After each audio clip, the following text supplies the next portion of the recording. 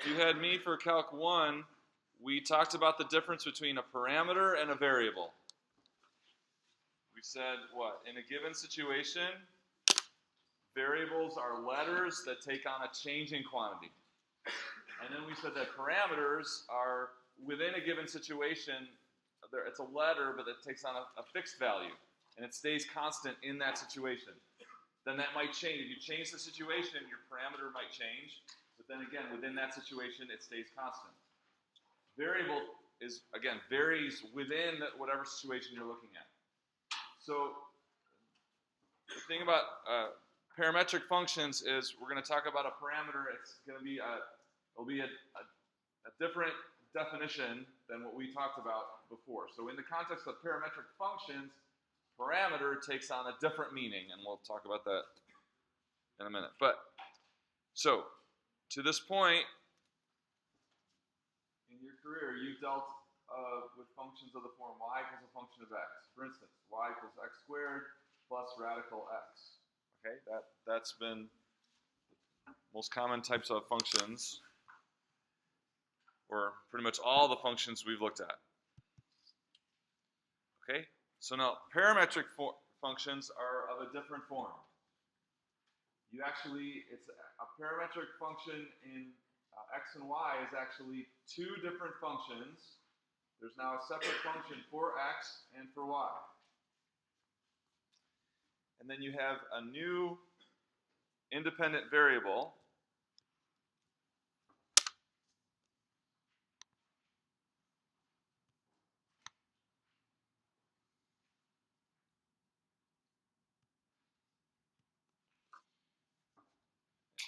And so this right here is the independent variable for both the x function and the y function.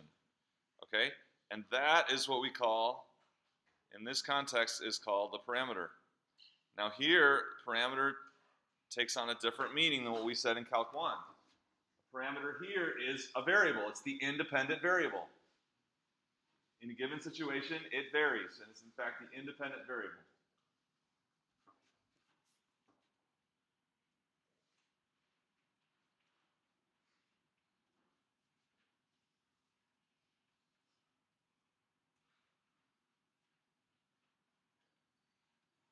So it's like, lots of words have multiple meanings, right?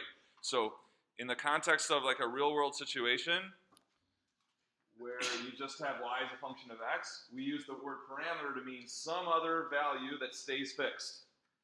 But when you're talking about parametric functions, now we're going to use parameter to mean what we said before as a variable, right? So now it's the independent variable, and it's the independent variable in two different functions, one that gives you the x value and one that gives you the y value. So here's an example.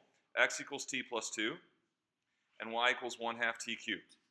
Okay, so that's an example of a parametric function. It's actually a pair of equations. All right, and so just to get the start off, so t is going to take on different values. For instance, 0, 1, 2, -1, -2, etc. And when t takes on those values, as it takes on a particular value, it generates a value of x and then value of y, which are easy to find, right? So it's the same thing you've seen in the past. So when t is 0, x equals, and y equals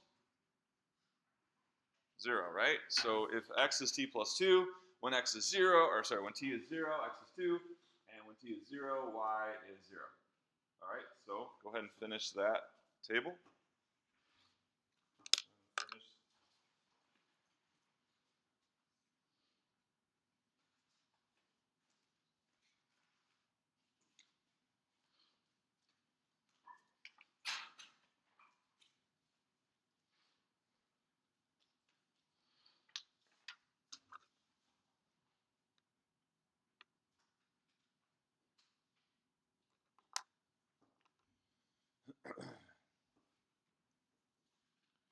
So hopefully this is nice and easy. Where's Jaslyn? Is Jaslyn here?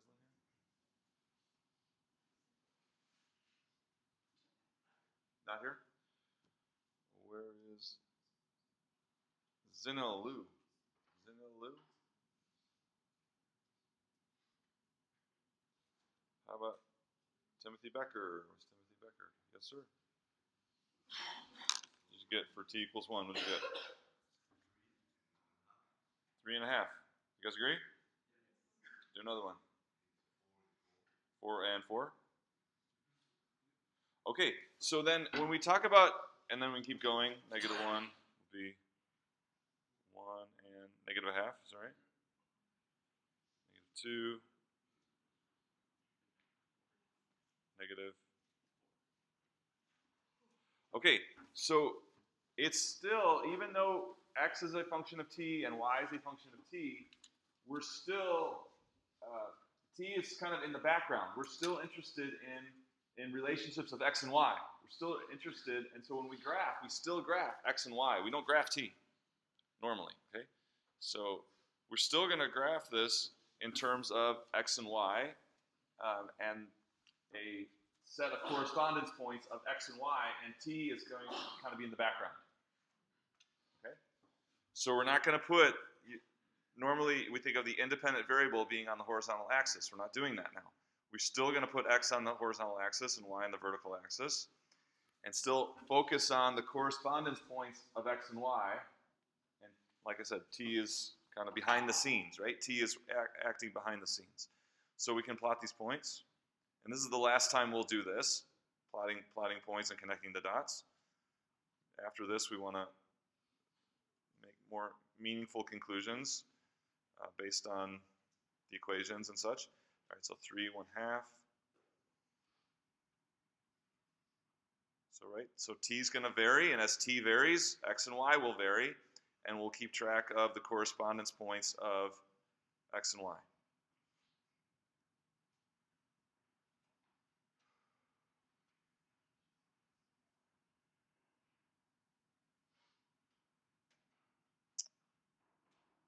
-2 is 0, -4. Is that all of them? And so if we took more values of t, we generate more correspondence values of x and y, and when we take them all, it'll be an infinite number of points, and so I'll have my software do it now. There we go. So here's my software, it's showing the same thing. X is t plus 2, y is 1/2 t cubed.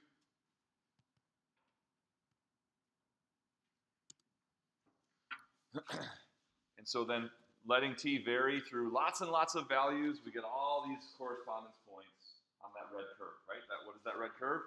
It's a set of zillions and zillions of points, right? Each individual point corresponds to some t value and the corresponding x and y according to the function x equals t plus 2 and y is 1/2 t cubed.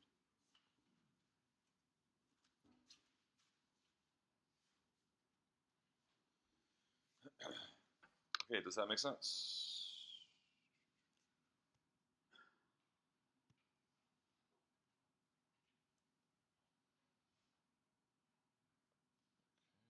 All right, so all right, so notice that we have like a system of equations here. What would happen if we eliminated t? If we eliminated t, we could end up with an equation of x and y.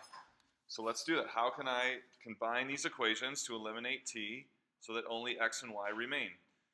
So we've got different techniques for that. Elimination, substitution. So there's a real easy choice here to do that. So we know we've got x equals t plus 2,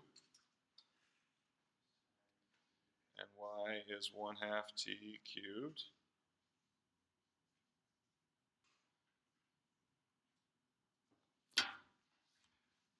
And so there's a real easy substitution we can do, right? What does t equal? X minus 2, right? So from this, we know that t equals x minus 2. And if that's t, then we can take x minus 2 and we can put it in there.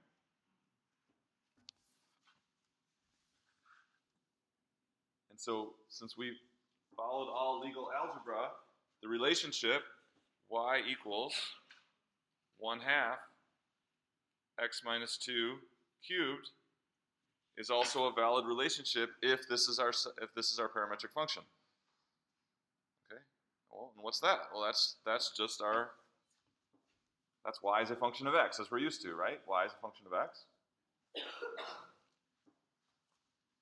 So this relationship also defines all those correspondence points. So if I put that in, so I've got that right here, y equals 1/2 x minus 2 cubed. If I turn that one on, what should we see? Same thing, right on top of each other. Blue plus red makes indigo. Okay, so there's just graphed as just the parametric form.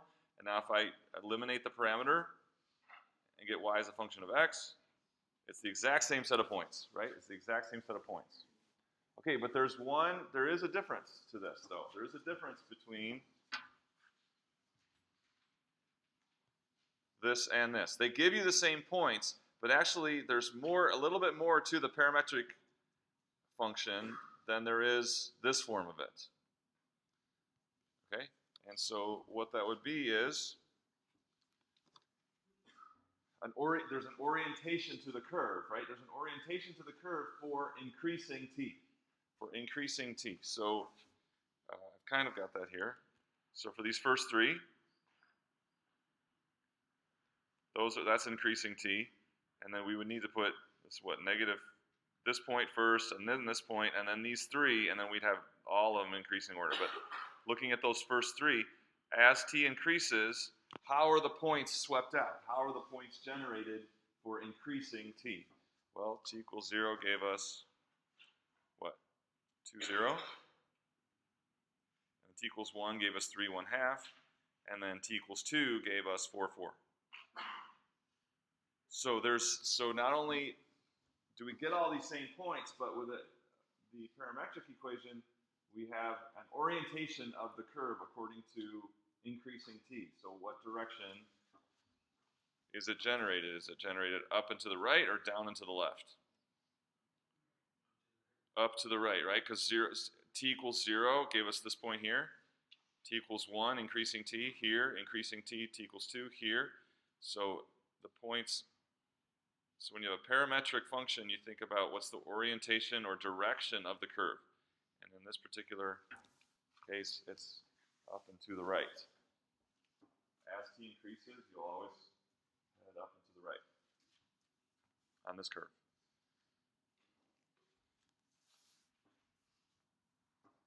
So I suppose you also have an orientation of the curve. You think about if x increases, how is the curve generated for increasing x? But so likewise with the parametric function for increasing t, how are the points generated? Okay, so let's look at some other examples. So with parametric functions, you get different looking curves than what we're used to. So we're used to polynomials and exponential functions and sine curves, but with parametric functions, like here's one. This is x equals sine 2 pi t, and y equals cosine 6 pi t. And we could figure out how this curve is generated as t increases. And because sine and cosine are periodic functions, as t increases, we're just going to keep going around this loop and just keep repeating it over and over, just the way it is. All right, so is it a function? Is what I'm showing you a function? No, saying no. Why not?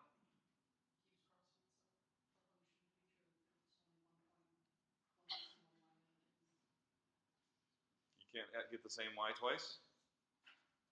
Can't get the same y twice, so it's not a function. What do you think? Agree with that? Other ideas? Yeah?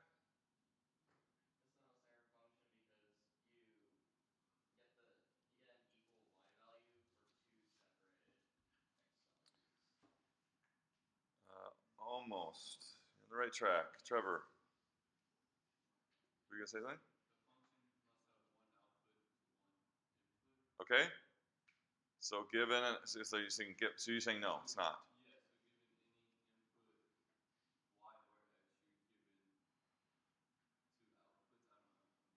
Okay, on the right track. All right, so yeah, given any value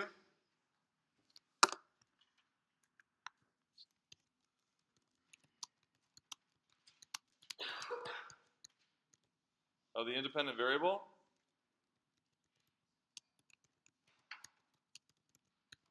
there's only one corresponding value of the dependent variable. Right? Remember that? Right. These are the relationships in life that we like because they're predictable, right? They're predictable. Given any value of the independent variable, there's only one corresponding value of the dependent variable. If there were more than one, it wouldn't be serving a function. It wouldn't be serving something useful because you can't predict it. It's not reliable. Okay? So, we all agree this is not a function. Is that right? What's that? Who's talking? Of x and y. All right. So could it be a function? What's that? So how is it as a parametric function? How does it fit that definition? Given a value of the independent variable, what's that? T. Given a value of t, what's the corresponding value of the dependent variable? An ordered pair, x and y. So given a t, do you get just one and only one x and y coordinate? Or can you get more than one x and y coordinate for a given t? You just get one, right? Pick any value of t that you want. You're just going to get one ordered pair, x and y. You're not going to get two ordered pairs. Now, for a different value of t, can you get the same ordered pair? Is that okay? Yeah, that doesn't violate that rule. For a different value of t, you could get the same x and y that you got for another value of t. That's all right. The problem is if you put in a t and you get 3, 2, and also 3, negative 2. That's the problem. But that never happens, right? Because sine 2 pi t is just going to give you 1x, and cosine 6 pi t is just going to give you 1y. So, in the perspective of if your independent variable is t, and your dependent variable is this ordered pair xy, that's absolutely a function. It's absolutely a function. For any given t, you get just one ordered pair. Okay. So, but yes, is y a function of x? So that's the question you thought I was asking at first, but I just said, is it a function? Is y a function of x? No, y is not a function of x, right? For a given x, we have more than one y. Okay, but ordered pairs x and y are a function of t, absolutely. Okay, so let's do a different one here. Let's see what we get. So an ellipse can be written as, here we go. So this one is, that should have been 2 sine 2 pi t. This is 2 sine 8 pi t. This is 2 sine 8 pi t and cosine 6 pi t. Okay, so we can get things that look a lot different than what we're used to when we work with y as a function of x. Is it a function? Okay, yes. X and y, ordered pairs x and y, are a function of t, absolutely. Okay. Another example. One that we'll be working on when we get into the calculus of this stuff. We'll be working on this.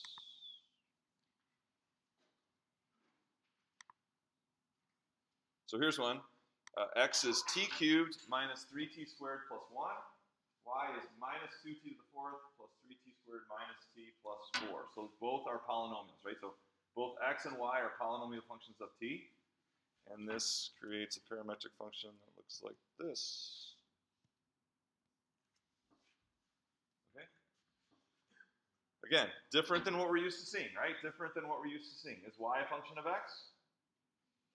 Definitely not, all right? But certainly, this is definitely a valid parametric function where x and y ordered pairs are a function of t, right? And so we'll come back to this example and do all kinds of analysis of calculus on this one. But we're not quite ready for that yet. All right, so that's some examples of some other parametric parametric functions. All right, so let's look at this one.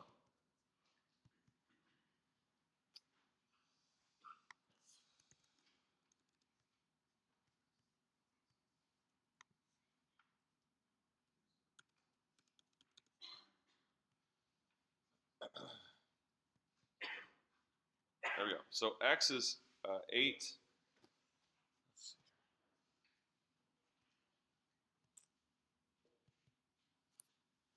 8t minus 3 minus 6t minus negative 2. Okay?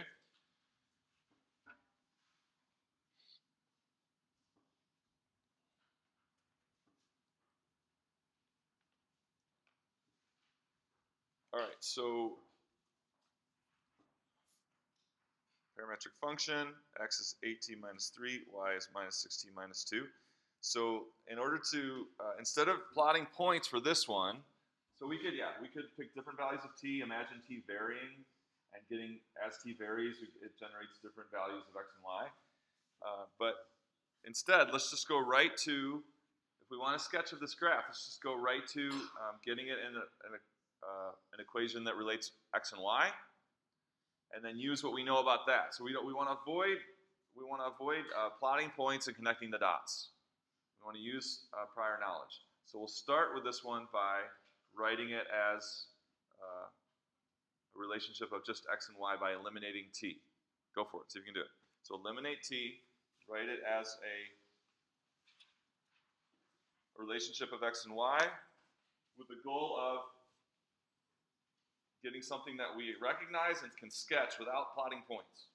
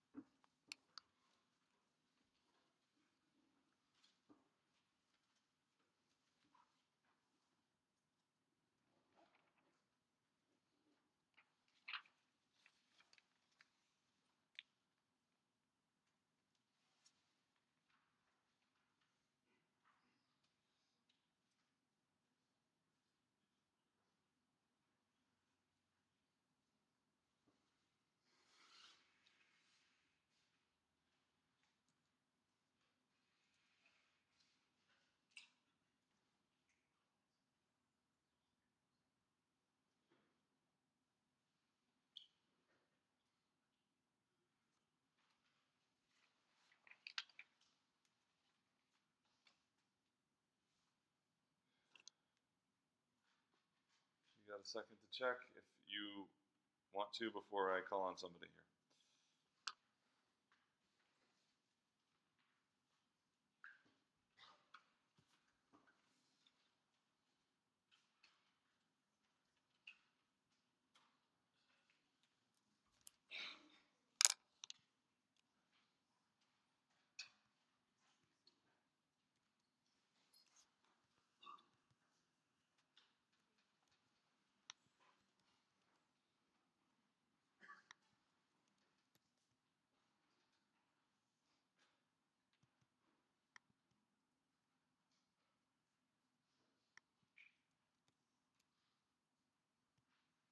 Okay, guess everyone's confident. Where is Ryan? Puskar? Yes, sir. So, how'd it go? Can you tell me what you did?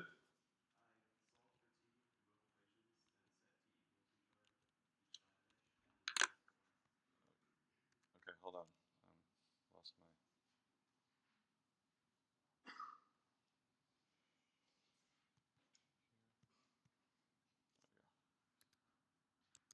Okay, tell me again. Sorry. In which one? Okay.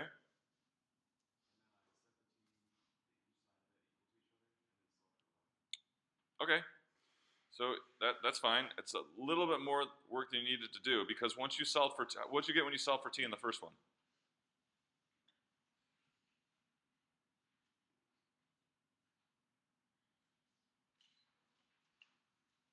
What did you get when you solved for t in this x equation?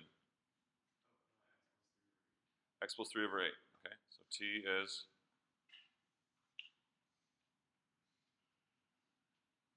Okay, and so then you solve this for t, and then you set the t's equal.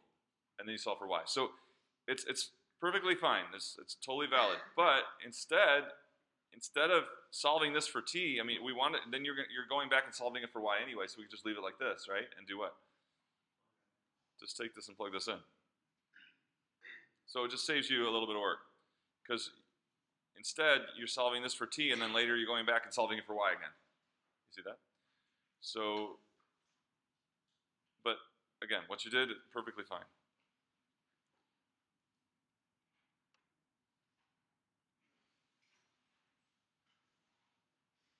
Okay, and then, so when we look at that, is that something we can be like, oh, I know how to sketch the graph of that? That's what we're after here. Without plugging in values of x and getting ordered pairs and connecting the dots, we want to get it in some form that we can sketch without connecting the dots. Where's Alyssa Madrid? Is Alyssa here? Yeah. Were you able to get into a form that we would, what's that? You didn't graph it? What could I do to this to help me maybe make a sketch without plotting points?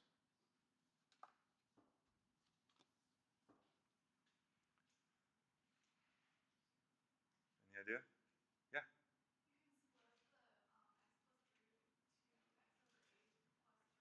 Okay. And what did you get when you did all that? So you're just multiplying this through?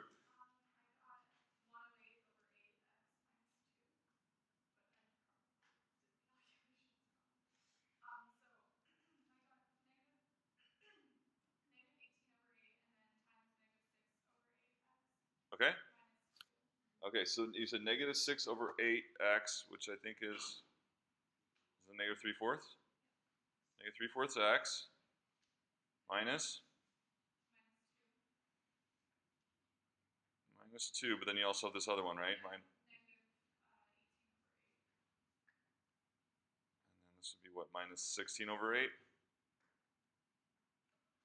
So in the end we get negative 3/4 x. What, minus 34/8, or is that minus 17/4? Did I do the math right? Someone else get that? And what is this? Yeah, so this is our old school line, and we can graph it quickly by looking at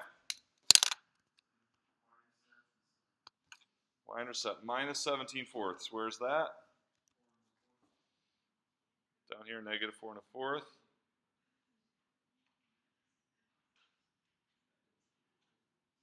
You like that? All right, and then what is, so instead of slope, we're in calculus. What is that?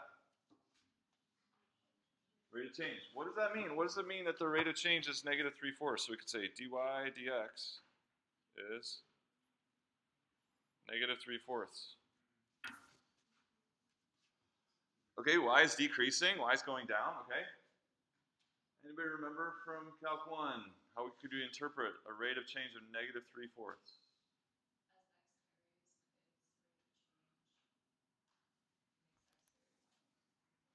Okay, so given a change in, so she says as x varies, so given a change in x.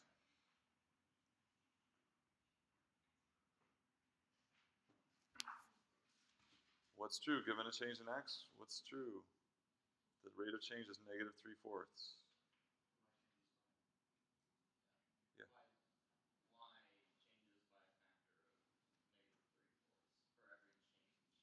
Right, so however much you change x, how much is y going to change? It's going to change negative 3/4 times as much, right?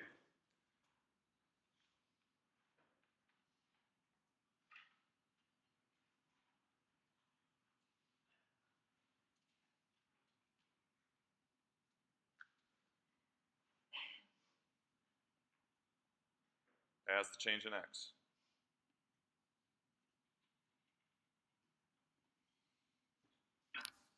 Hopefully that's at least familiar. Right? So that's what that number as a rate of change means. Given any change in x, it's how y is going to change for that given change in x. Y is going to change negative 3/4 times as much as the change in x. Okay? So then we can think about the inclination. So if it's negative 3/4, so for a change in x this way, y is going to go up or down? Down. And is it going to go as much down as we went to the right? No, it's going to go 3/4. So for any amount that you go to the right, we're going to go down 3/4 as much. So it's going to be a little more shallow than 1, whatever that is, right? So something like that. Best line I've drawn all day. Okay. So it's going to first, again, and that's for any point in this line, change x, y is going to go down 3/4 as much as the change in x that you picked. So it's going to be a little bit more shallow than a -1, right? A little more shallow than -1. Okay, and so if I graph both this and what do we say? Y equals 3/4 x minus 17/4 again.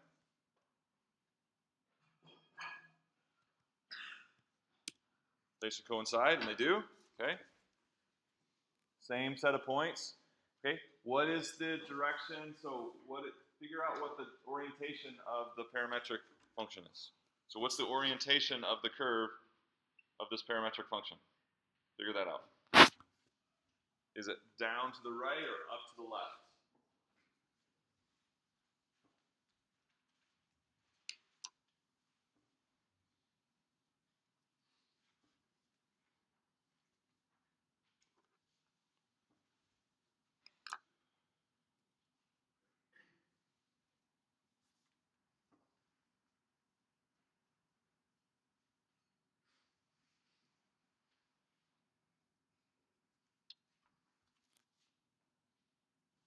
Okay, where's Michael Schillinger? Is Michael here? Not here. Ryan Thompson. Where's Ryan? Yeah. Did you get it? And how do you know that? How could you figure it out? Whoa, so how do we figure out the orientation of the curve? What does that depend on? Was there a hand over here? Yeah.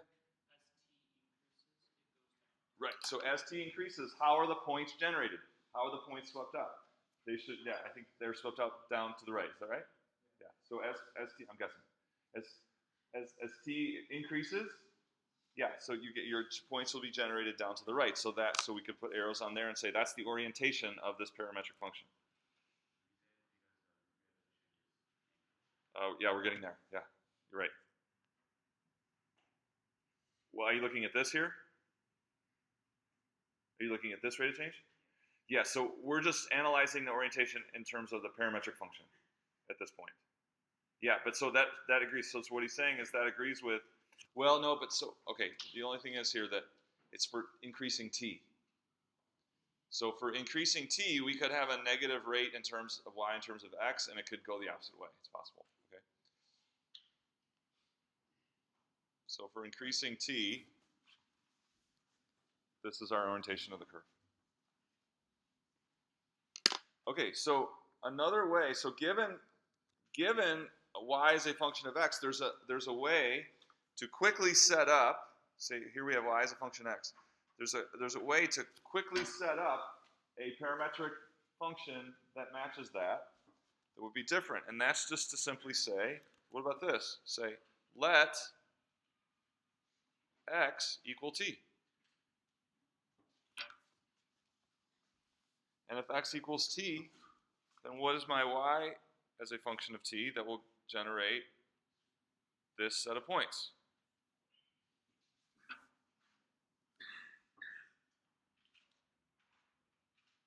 Someone was saying it?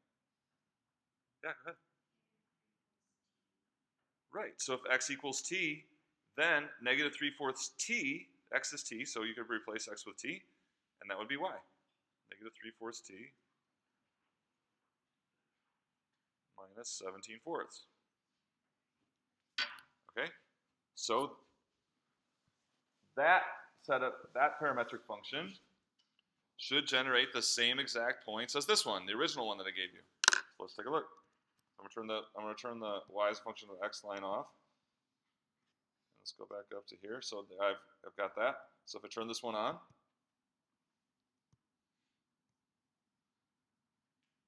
you can't really see it. Let's do black. Show up.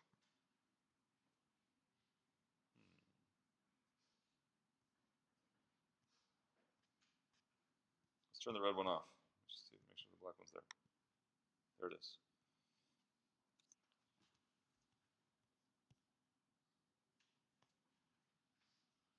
Okay, so I'm showing. All right. So they're the same. All right, so the original one I gave you, and now this one here, give the same set of points. So the question is, are they the same function? Are they the same function? X equals t.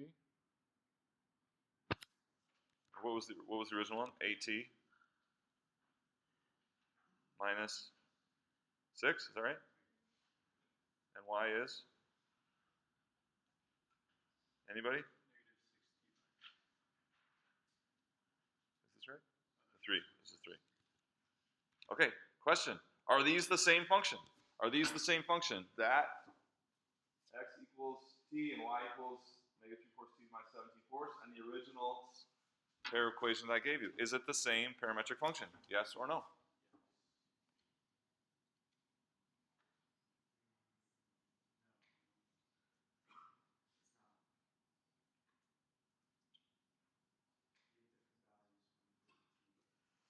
Okay, so if I do t equals 1, t equals 0 is easier. Okay, so t equals 0, and this gives what? 0 and? That's from this one, and this one gives?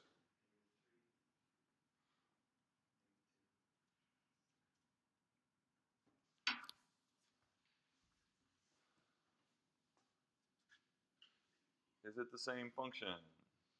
No, right? So what is the same about it? What can we say is the same about this?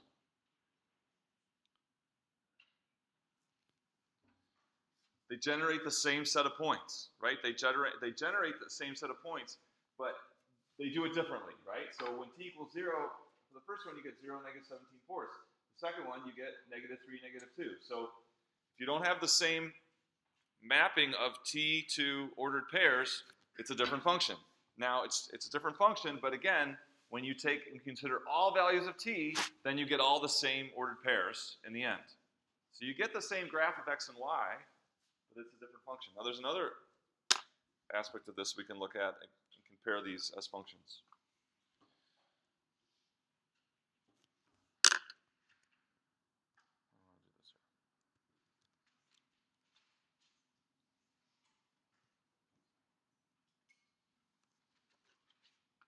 If we were to take a change in t, how would x change? If I were to take a change in t in the original parametric function, if I took a change in t, how would x change for a change in t?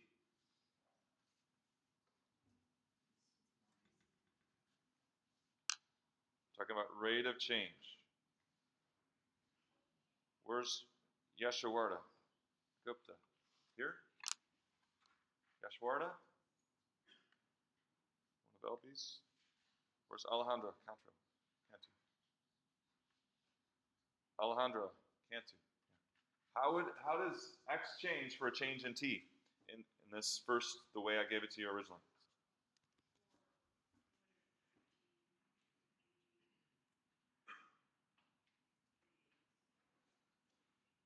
What's that?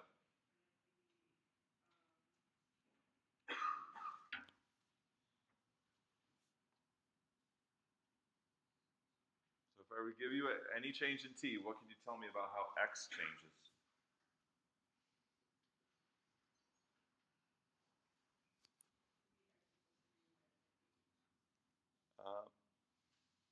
Not quite. So we're asking about the change in x. Anybody else? Yeah. Right. The rate of change of x with respect to t, do you see, is 8, right? So rate change of x with respect to t is 8. So for a change in t, x changes 8 times as much as the change in t.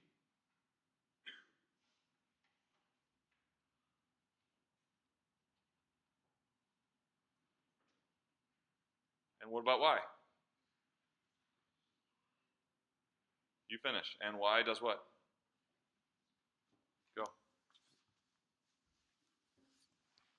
And then I want you to do the same analysis on the other version. Okay, so finish this statement and do the same analysis on this version of that same set of points.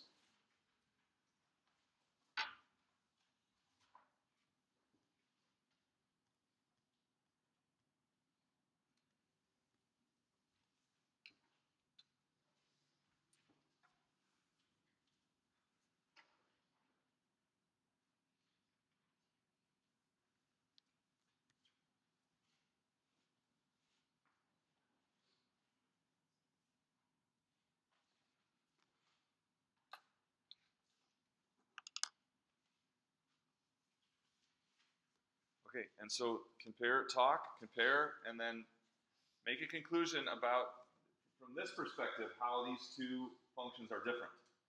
How these two functions are different based on these statements that we're generating here. Okay? Go. Talk it over.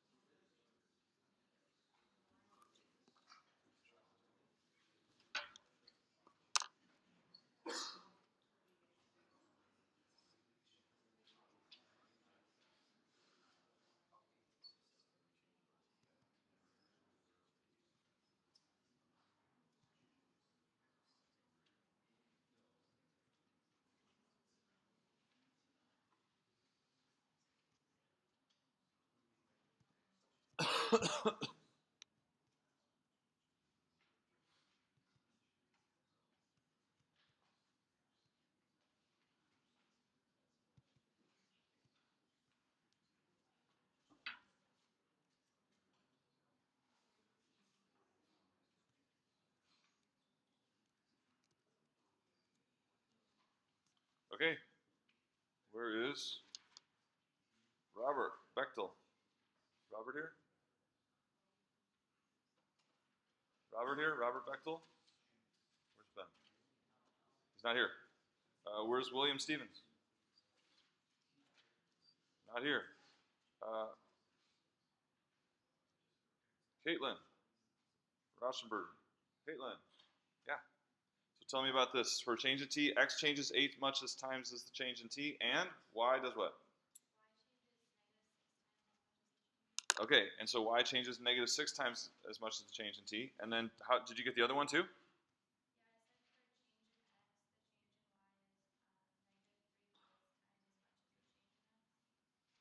Okay, what about, that's true, but what about this version of the parametric function for a change in t?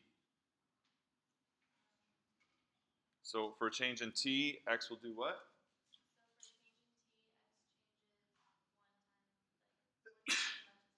Same, right?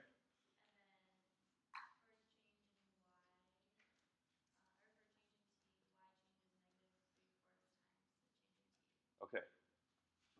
So what's, through that perspective, this is another way to see the difference between this function, the original one I gave you, and this one we found. How are points x and y being generated?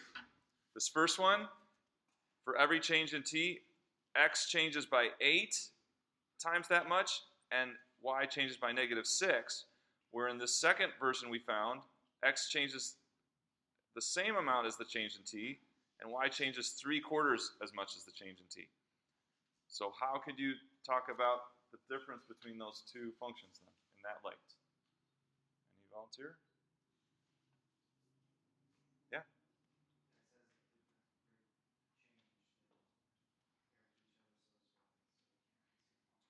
Okay, right. So if we think about for changing t,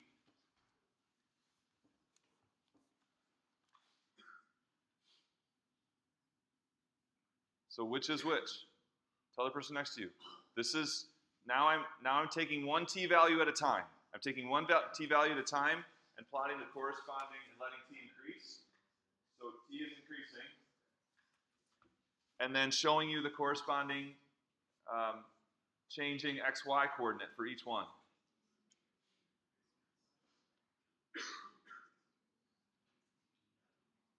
So do you understand what you're looking at there? What does the blue point represent? What does the blue point represent? The new function, the original function? Original, right? For a change in t, you get 8 times the change in x and minus 6 times the change in y. Red, for a change in t, you get the same change in x as the same as the change in t, and negative 3/4 of the change in y as the change in t. And so, different because the original function sweeps out the points a lot faster for changes in t than the new one does. But if you take all t values, you eventually get all the points in both cases. Okay? See you Wednesday.